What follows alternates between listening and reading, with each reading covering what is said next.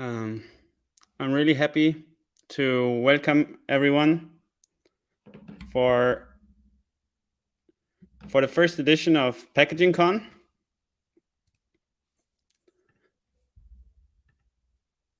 And we're really excited to have all of you here. I'm Wolf, and this was organized by a committee with Todd, Matthias, CJ, Chang, and Logan. And to give you a bit of historical context, this was all started by a tweet exchange with Todd and me, where we were talking about package solving, Mamba, libsolve, and SpecPM. And I said, yeah, I'd be really interested to meet with you guys and also with all the other package managers. And we should actually start a conference with VCPKG, SpecPM, Conan, FPM, Cargo, Homebrew, Nix, Conda, Mamba, Debian, etc. And then CondaForge came over and said, let's call it BoxCon, bring your own packager. And turns out there is already a BoxCon, so we couldn't use that name for something completely unrelated. And we ended up calling it something more straightforward, PackagingCon. And here are some facts and figures. For this first edition, we already have 70 talks, over 250 attendees, which is super, super cool. We have sessions about supply chain security, solvers, package registries, Linux, Python, Julia, Rust, and a bunch of other programming-specific package management solutions, containers and Flatpak, ABIs, symbols, and dependency management, the really hard stuff. And to give a bit more motivation for this, I think we really live in a multi-package manager world. And for example, if we want to make a website, what do we need nowadays? We probably want to use apt or DNF to install Nginx and Python, then pip to install Flask and SQLalchemy, npm to install the JavaScript dependencies like React and Webpack, and then Docker to containerize all of this. So for a simple website, we basically already use like 4 different tools. And now the question is, are we all like basically solving the same problems or not? How are things like different between package managers? And we'd like to understand, I think it's good to understand each other to also then work together. And tomorrow we'll actually have a panel that you can see on the schedule now about package manager conversion, what stands in the way. And I also want to say that I really think that software packaging has a really, really high impact. But for many, it's kind of an opaque or even invisible tool. For example, if you use like an Android phone or an iPhone, you download software packages all the time from the App Store, but you have no idea like what are the inner workings and how it's all like related to each other. And I also want to really thank our sponsors. So our platinum sponsors are Citadel and Bloomberg Engineering. And then our gold sponsors are Cloudsmith and Quantstack. And our silver sponsors are OpenSUSE, Quantsite, Tweak, and Anaconda and Collabora. We just uploaded the job board. So if you are looking for a job in package management, you can check the sponsored job listings at this address here. And a bunch of words on how to navigate this virtual conference. So we have 2 days with 4 hours each of talks in 4 different rooms, which are YouTube streams. You should check your emails to get the links to all of these streams. We have Q&A on Element.io and on YouTube. You can ask questions during the stream. And we'll have lightning talks after all the talks are done, and networking and socializing on Gather Town. And you can still submit lightning talks. It's still on the website. The form is still online. So that's still possible. And on Element.io, you should see like these 4 rooms. And you can join these rooms and ask questions there. To give you a sneak peek on Gather Town, we have this cool spaceship with a bunch of tables where you can go and talk about different topics. You can play some games in the arcade machine. And there's also a lounge where you can hang out for the different tracks. There's one lounge for each track. We also want to say 2 words about the code of conduct. So we abide to the NumFocus code of conduct. And if you notice any violations, let the organizers or NumFocus know. The emails are here and on the website. So please report them as soon as possible. And 2 words about planning for next year. So all the sponsorship money and ticket money, we want to use that for an in-person conference in 2022 that we are super excited about. And hopefully the Corona situation will allow it. And if you want to help out, shoot a mail to info@packagingcon.org. And now all that's left to say is see you later and enjoy the conference. Next up is a talk about the taxonomy of package managers with Stephen and Matthias.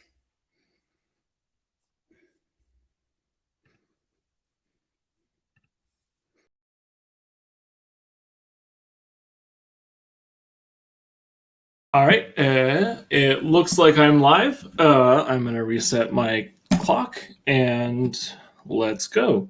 My name is Stephen, and I'm here presenting with Matthias, and we're going to talk a little bit about the history and the taxonomy of different software package managing systems that are out there. In the prehistory of software package management, one of the first papers that we were able to find discussing this is Doug McElroy, also the inventor of Unix pipes. Presented a paper called Mass-Produced Software Components, which discusses the fact that we really need these things to be reusable instead of being part of big monolithic programs that aren't reusable outside of the big monolithic programs which contain them. I bring up Unix pipes and Unix programs here because I think that there is an interesting parallel universe where the interface between different programs is solely input and output streams. Sort of going back to the Unix everything as a file situation, like there's a weird world where linking software doesn't happen and all of the data transfer between programs happens through pipes. I don't live in that world. I'm not sure I want to, but I think that there is one out there. And we also see like the rise of large software projects like the GNU project and Berkeley Unix and the Berkeley software distribution. And I've got a little branching Unix family tree over here. Just these are the things that were the environment where package management kind of came from. Interestingly, I cannot find any record of who first called a individual unit of software distribution a package. So if you know the answer to that interesting question, please share it with me. After that, we have the open source BSD distributions distributed online and in the mail in all sorts of fun ways. In 1993, FreeBSD 1.0 includes a ports tree, which is a collection of a whole bunch of software that's not part of FreeBSD, but that builds on FreeBSD, and a utility for the ports tree called package install. And the software in the ports tree is all automated using make, which is a utility for automatically rebuilding software, or as I like to think of it, the package manager for C object files. Ports can also be built into standalone archives with a utility called package create and then installed with package add. One of the things that I found that was really cool while researching package install is that these archives contained a require script and a install script. And that require script is extracted first and run before the package is actually installed. And if that script doesn't exit successfully, then the package won't install. So this allows you to do arbitrarily complex dependency checking before you actually install a package. It won't resolve the dependency problems, but it at least has the potential to tell you you'll have them. And I think that it is really cool and an elegant way to solve a very hard problem very early in the development of package management and ports trees. Also supported is an install script with pre and post, as well as the deinstall script. And this ports tree is entirely forked into OpenBSD and NetBSD. And the ports collection is really an inspiration for a lot of later systems. Oh gosh, my mouse is on the thing. Apologies for that. That would come after it. And then we get into the Linux distribution package management as we know it today. Also in 1993, the first release of Bogus Linux includes the PMS package management system. And this establishes the model that most distribution package managers adhere to today, where you have a pristine set of sources and and then you apply patches to add functionality to your specific distribution on top of that, or fix compatibility issues. And very close after, we've got the first instance of the depackaged shell script, and the first commits to RPM, which were inspired by the PMS and later PM utility. And this is also the first evidence I find of modular package distribution. So with ports collections, you distribute the entire tree of software, often in source form, together as a single unit. And with these early package management systems, you're not distributing the entire set of packages. You're distributing one package archive at a time, or in separate individual archives, similar to what you would get with the package create utility. And that is, again, this is the beginning of seeing that. And if you're recognizing and thinking about computing in the early 90s, you'll also notice that this is sort of the dawn of the internet as we know it today. And in 1999, the apt-get utility is first released into Debian. And this is the first instance of automating the fetching and installing of packages with some form of dependency management. So all of the earlier utilities, you'd grab a package, you'd install it, but if you did not manually resolve its missing dependencies, then you were on your own in order to fix that. Along with apt-get, there's also an apt-rpm utility, which applies the apt repository format to installing RPM packages. And fascinatingly, apt-rpm is actually still in use by the PC Linux OS distribution. Yup and up-to-date are all utilities that were used to fetch package updates in the same style as RPM or as apt for RPM packages. And the current package manager on Red Hat and Fedora systems is DNF, which is a rewrite of Yum, which is itself a rewrite of Yup, and that's still used today. And most Linux distributions, be they independent or derived from any other distribution, all include some form of online package repository and a utility that is officially used to install packages from those repositories. There's more than I could possibly fit on a slide. And along with the online package management for distributions, the internet also enabled internet-enabled language communities to start bringing things online. So pulled from Wikipedia, the earliest of these is the Comprehensive Tech Archive Network, or CTAN, which was the amalgam of several different online archives of tech software, all merged together into a single archive, hence the name comprehensive. And this model was adopted by the Perl and R communities shortly after to provide comprehensive project hosting for each of those. And as time went on, it became more and more usual for language communities to host and maintain their own package registries. And I think this is really, again, like something that only occurs because of online first approaches to software development and distribution. And again, like, apologies if your favorite language package management community isn't on this slide. I only have so much room. And so I picked the ones that I was the most familiar with or had the most historical significance. Interestingly, NPM is like there's a change that happened with language package managers, where by default they all sort of mimicked the distribution approach of installing software either system-wide or user-wide if there were no system permissions.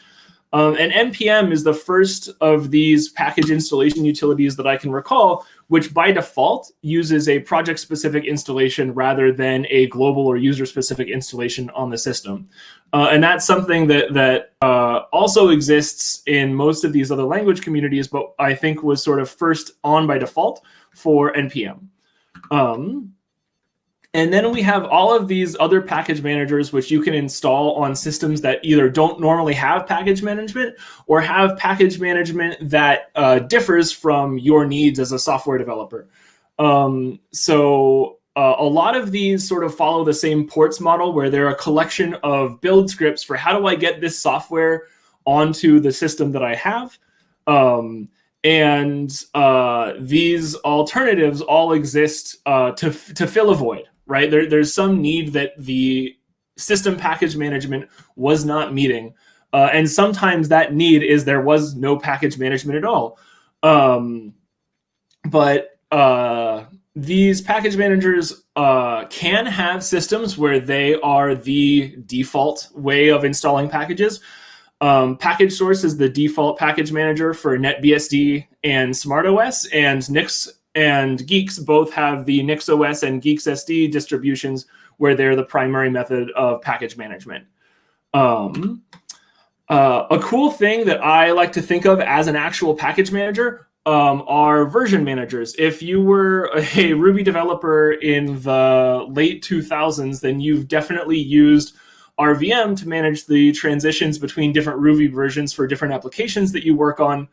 And there's a whole host of different utilities which perform the same function, but almost all of these include the ability to fetch and or build and then install a programming language utility. And if that's not a package manager, then what is? And so these are very specifically scoped package managers, except for ASDF, which is kind of like this kind of version manager for everything. But these are package managers, even if they are very focused in what they do. There are also application distribution channels that we've seen that are really focused on getting an application into the hands of a user with a minimum of fuss. And the dependency handling in these is usually limited to bundling and isolating the dependencies that this application needs in order to run. And I'm using up all my time here, so I'm going to keep going a little bit quicker. There's also a whole bunch of things that are surprise package managers. There's a mod manager for Skyrim that deals with installing different Skyrim mods. If you've ever used the emulator framework RetroArch, then you'll see that you can download and install different cores for your system and keep them up to date. Again, if that's not a package manager, I don't know what is. Several build tools also include their own package management facilities, and editors that have plugin systems also wind up with package managers available in them. Vim has like 1 million of them. Atom actually reuses Node, but with a custom registry. And then the Emacs has the ELPA for its package management. If you know of any other accidentally package managers, please send them to me. I love this category. I had to keep taking things out of it as I found other categories of package managers. And there are also different front ends that change the way you interact with the package managers you already have. So ROSDEP is a utility used in the ROST community in order to provide a blanket interface to package management across all of the platforms ROS is supported by. Winget is a wrapper around existing package managers on Windows. And Chocolatey can actually facilitate the installation of non-chocolatey packages using just a little bit of glue code. So all of these, in addition to managing packages directly, all of these don't manage packages directly, but rather manage your interactions with package managers, with the exception of Chocolatey, which can also do its own packaging natively. And all of this is just sort of what I could come up with off the top of my head. So there's a lot of different package management stuff out there, many different systems. And I think that this is a really understudied area, and that we need to look at the history and the variety of package management that we have, so we understand the variety of package management needs that are served by all of these different projects. And again, like, we still don't know, like, why are they called packages, or at least I still don't know why are they called packages. I'd really love to know the etymology and the evolution of that term. And we don't even have like a proper working definition for package management systems themselves. And with that, I'm going to turn it over to Matthias to talk about what package managers even are. Thank you, Stephen. I think now we'll do a switch of the who's sharing the screen. So let me try that.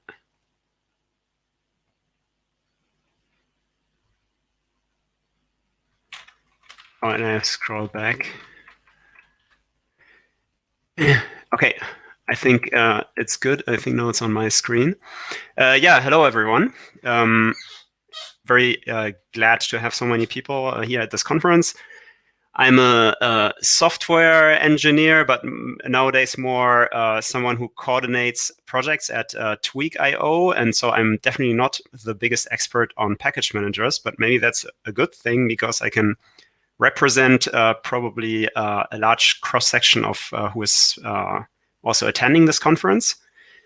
And so I myself am here mostly because, I mean, Tweak is quite invested in Nix and build systems and so on. So I come a little bit from this perspective, giving this presentation from NixOS. So happy user of this, but really glad that to see all of the different approaches at this conference. So I thought I'd try to go into this very big question, and you will see me miserably fail to answer this during this presentation. So what is a package manager? We're talking about it all the time, and I think most of us are somewhere in the middle between I have no clue and I know, as in I really know. But everyone has an idea, or everyone who works in the software industry at least. And maybe there are some people who know actually, but if they do, I hope they can share that knowledge with us at this conference. So I managed to find a very, very naive view, or compiled it from different sources in the internet of what you might think a package manager is. When you start thinking about it, so you have this kind of hierarchy when you're building software, where you start maybe with some source code, then you have a compiler that compiles it into something that I call an object here. Then you have a build system which produces binaries by combining different objects, and then you have the package manager in the end that produces a software environment combining different binaries. And this is, I think, a picture which makes our hearts happy as a software engineer. That's maybe why we start with this in the beginning, because we think directly, well, this is the same idea at different levels. We want the same desired properties, like I don't know, reproducibility, or being able to parallelize building these things and so on. And then also conceptually, it's very easy to think about the package manager is just some scaled up build system. And I even saw some comments out there, why do we even need all of this distinction and so on? So the world is nice and easy to understand. That's great. So that's maybe how you start for a very short time with your perspective. But then, I tried to bring across what then happened to me with this slide. And I got feedback. I made a presentation, like a test presentation before, and I got feedback that this is a very confusing slide.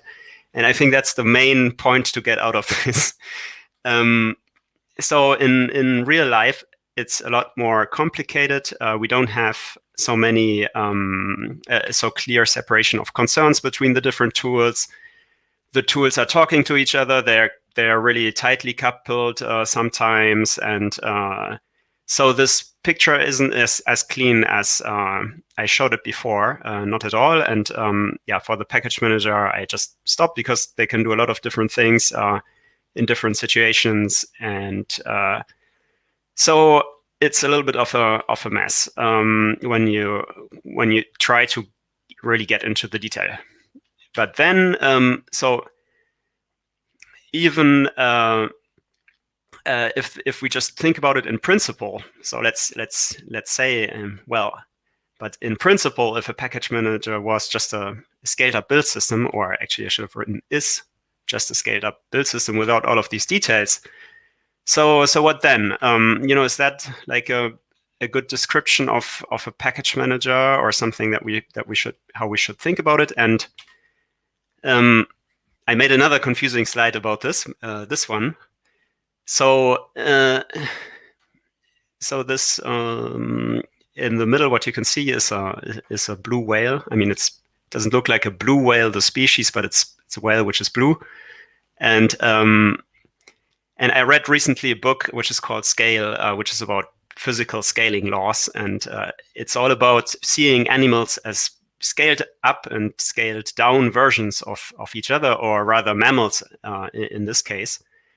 So these two, a mouse and a blue whale, these two animals, they have maybe a common principle beneath them, but they are very different animals, and they might feel well in very different situations. And you should choose well which one you want to have in your house.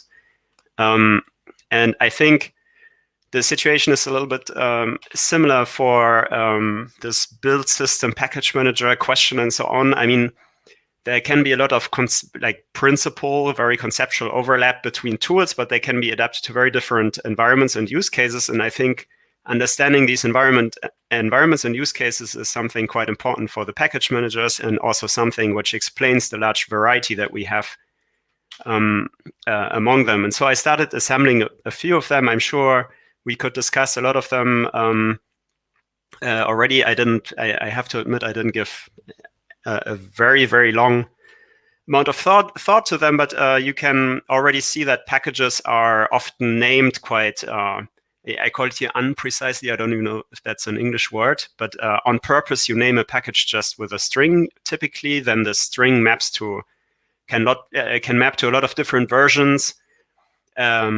So that I think that's a specificity that you don't actually declare, I want to have a specific version number and so on, and and that's on purpose because it just makes it usable actually for what I want to use a package manager. And so this brings about this whole question of dependency resolution and so on afterwards. Then packages are very often just used and not actually modified. So if I work on a project, I often use tens or maybe even hundreds of packages, depending on how packages are defined. But I only work on my project. I don't work on the packages, or I just install them on my operating system. And they are also used together in many combinations, in many different combinations. It's not like a source file that I have in my project, which I only use with the other source files in my project, but not necessarily as a library or something like this.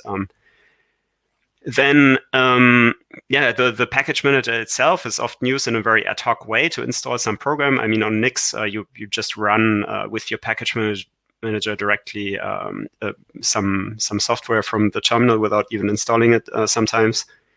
And you might change that or do that a few times a day, even with different versions if you like. And they are downloaded from a remote location and so on and so on. I think there are lots of different features here. But what I want to say is that these, these characteristics actually, those I think will be the real topic in PackagingCon. And I think some sessions are basically can be directly traced back to this environment in which we operate. Like, I mean, supply chain security is interesting in that setting, and dependency resolution and so on. But then really, I think we haven't yet fully understood actually as a community what these defining features of package managers are and how they fit into these environments, and what even these environments are and how they can be described.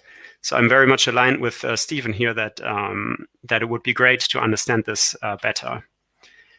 And so instead of having a full authoritative taxonomy of package managers, which we actually tried to put together in a big Excel sheet initially, which I was wondering whether I should show a screenshot of that, but it was maybe too horrible. So we started with a big list of tools and package managers and so on. And then we started introducing some columns that might be features that we can group things by. And the more we were discussing, we realized that these columns were becoming smaller and smaller and more fine-grained. Thinking about details, the question to almost every column was, well, in some situations, yes, in some situations, no. And so on. And so in the end, I think it's too early for us to try to make such a big assessment ourselves because we're lacking just the data already. It was quite difficult to find a common place where we can just read about these things. This concerns the individual package managers. but also more generic papers and articles, or also blog posts about them. And so we decided that we could make this a collaborative effort of PackagingCon. Basically, we have opened here this ScriptPad document. If you can also get to the link through this QR code, and I will send it later in Matrix and share it.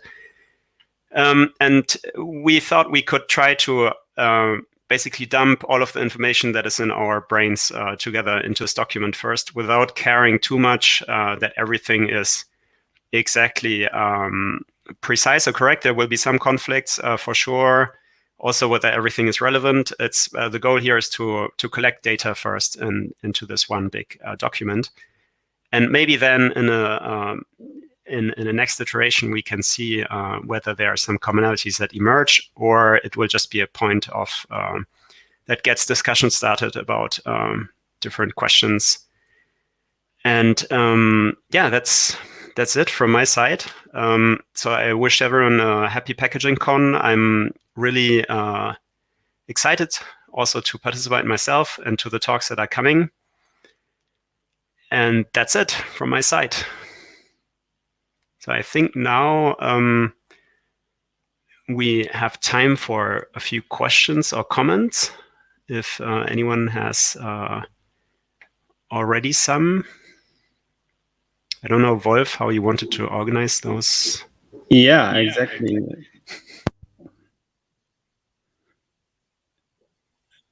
We are monitoring basically the YouTube comments, and I'm also looking in the Element.io chat if there are any questions.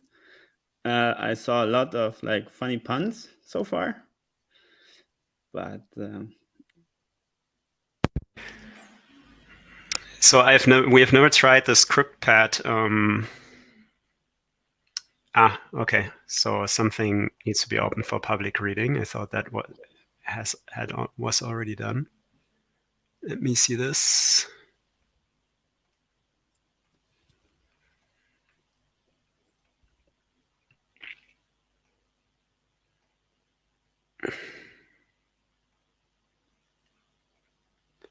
Okay, let me figure this out so it will be available in a few minutes. I'll figure it out. So I was asked to read a bunch of the puns. So people are talking about snack packages, and then there was a question if there is a snack package manager, and one reply was that it's Amazon, but someone else thinks it's Yum.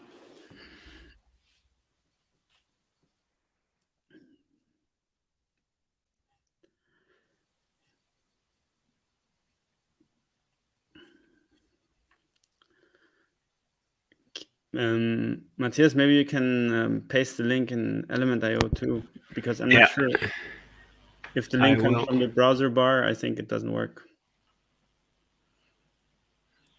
I will paste it on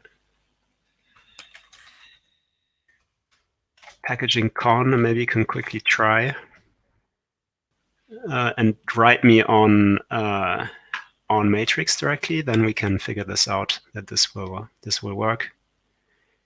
I mean, what I wanted to say about ScriptPad was not that people don't have access rights, but mostly whether I wonder, I have never tested it with so many people. So we will see. It worked for me. Okay.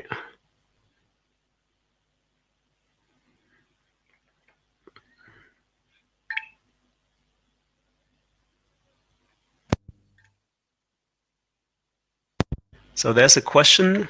Did we establish that we don't really know how to define a package manager?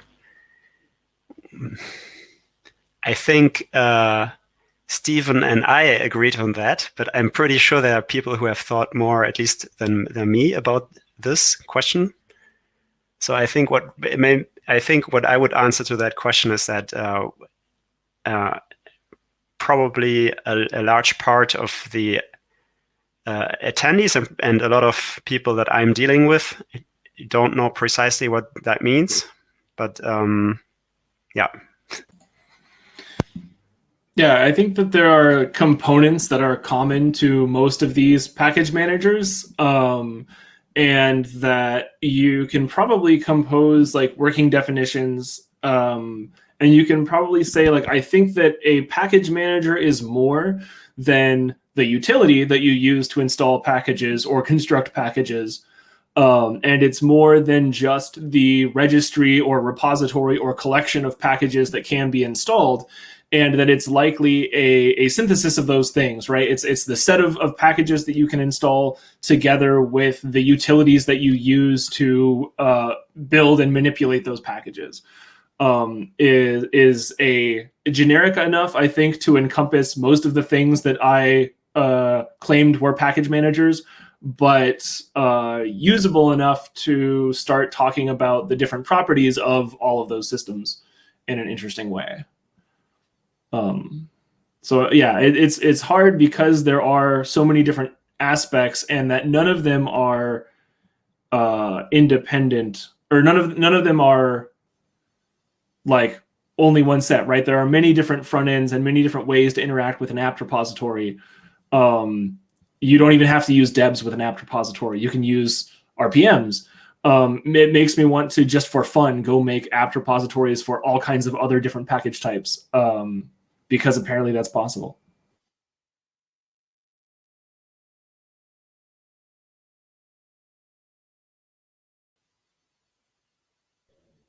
There are more questions coming in now.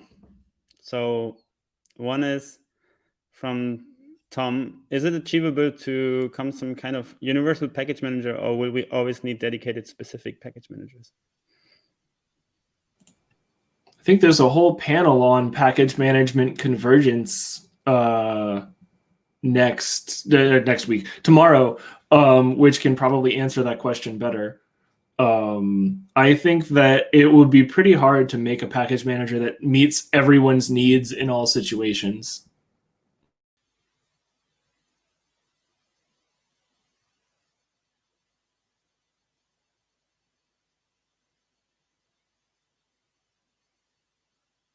Totally a package manager. Definitely. I should have put that one on my list. For a while, I had a secret list of cursed package managers. I've worked enough with Jenkins to say that maybe that's on the list of cursed package managers, but it's definitely a package manager.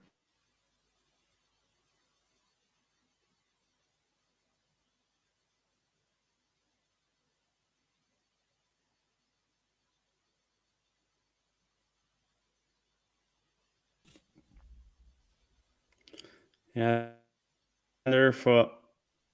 for the best snack package manager, and it's chocolatey.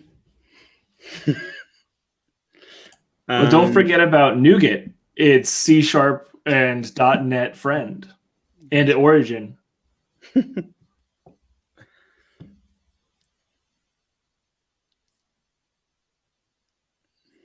Yeah, maybe there's one more comment from Florian, which is can't really see a useful definition of package management system without the word update. Maybe you have some comment. Matthias, do you want to go first this time? I feel like I answered the last couple. Well, yeah, but I mean, I cannot say much about this other than I think updating packages or dealing with packages that change over time is a very important aspect of every package manager. So whether that needs to use the word update is another question. Maybe there could be another mechanism to deal with this. I don't know, but.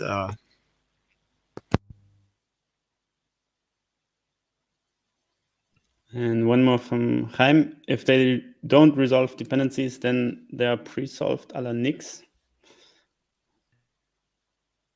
Maybe you want to take that, Matthias. Yeah, I mean, exactly. In Nix, you're pre-resolving using the different ecosystem package managers very often. I mean, not always, but this is a very typical tool. So then you use something called a to-Nix tool, which takes the output of the other package manager and produces the Nix expressions then. And Nix itself doesn't do dependency resolution. So yeah, then the question is Nix doing dependency resolution? It doesn't do it itself, but through something else. I think we will need some kind of dependency resolution at some point, but which tool exactly does it is a little bit open. Maybe you can get some inspiration at this conference. We have one more from Joshua. Is RPM a package manager? It does not do dependency resolution. So I don't think that certainly the earliest things which called themselves package managers did not handle dependency resolution. And certainly today it's something that we expect, but the dependency resolver for these early packaging systems existed between the chair and the keyboard. Each person was expected to manage the dependencies for the packages that they installed. And you see some amount of like evolution towards dependency management. So the like Debian and Slackware installers in like the circa 2003 era, those came with an install script which would make sure that if you like the packages that you select at install time, it would make sure that all of their dependencies were met as you selected them. But it didn't go beyond that. So once you set up your initially installed system, any later packages you install, you're on your own for resolving their dependencies. I don't think that every package management system must resolve dependencies, especially as we see what a challenge it is to do that in complex situations. I think that there's room for package management systems that expect somebody else to solve that problem for them. Yeah, I think the only thing to add is that, again, as a Nix user, I extremely appreciate, I think, as many other Nix users, that there's this Nix packages curated package set where you have an extremely good baseline to get every package from, and then you can adapt and customize it a little bit. So if you use that, you know that in many cases you don't actually need to do any dependency resolution to get your packages. But I mean, this curated package set was generated in parts using other solvers.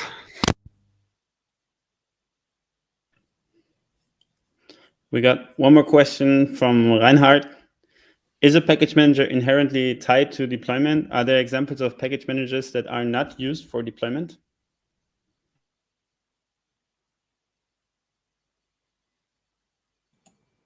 I think that may depend on how you define deployment. I mean, are there package managers that don't result in packages running on an installed system?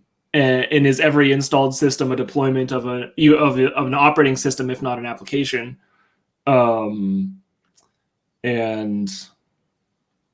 I don't know what you would call a package manager. It's sort of like the question of if you write a program that has no input or output, like have you written a program or have you written a poem? I can't think of a situation like with a broad scope for the deployment definition, whether there's one that does not produce a resulting system.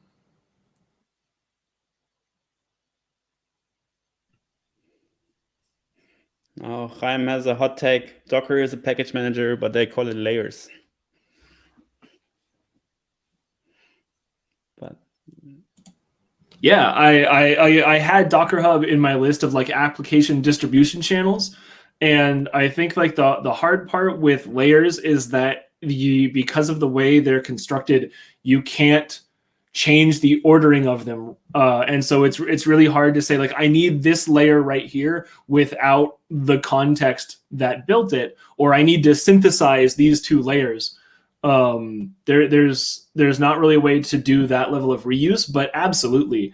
Like it's sort of, in some ways, anywhere you see a dependency graph and a manifest of available satisfying conditions, you have a rudimentary package manager, which was why my gag about make being the package manager for C object files, I think, is not entirely a lie. Okay, let's add one last question. I've seen someone recently trying to use CMake to fetch and install dependencies. Does that make CMake a package manager? Yeah. Like CMake's got external project add. It has a module registry that keeps track of installed CMake packages. And I think that you could build an entire system, if you had a mind to, around CMake as the package management utility. And I'm not sure that... Oh, go ahead, Matthias. Yeah, I think this links back to a point that I wanted to bring across. I think there are many things that you can technically use as a package manager. And so I think it's not the right question to ask, can I fetch and install a dependency with a tool to then define it as a package manager? I mean, the question is it a good package manager, which is adapted to, the use cases that you want to cover with package management? And I think we should really discuss more about this and not can I use a tool in principle as a package manager, because we will have a lot of tools then that qualify. Yeah, I think this was a great keynote, and hopefully everybody has like some new thoughts in their heads now. And I see a lot of discussion going on Element or metrics, and I hope that Stephen and Matthias can join that discussion too now. We will close, basically we will put the stream on pause now, and then we'll be back in 15 minutes with the first talks. And there will be 3 parallel rooms, like this one will be room 1. And then we'll have 3 parallel rooms for room 2, 3, and 4. If someone didn't receive all the streaming links and stuff, then please email info@packagingcon.org and we will send them to you. And thanks again, Stephen, Matthias, for this wonderful keynote. Thanks for the invitation. Thanks for listening also.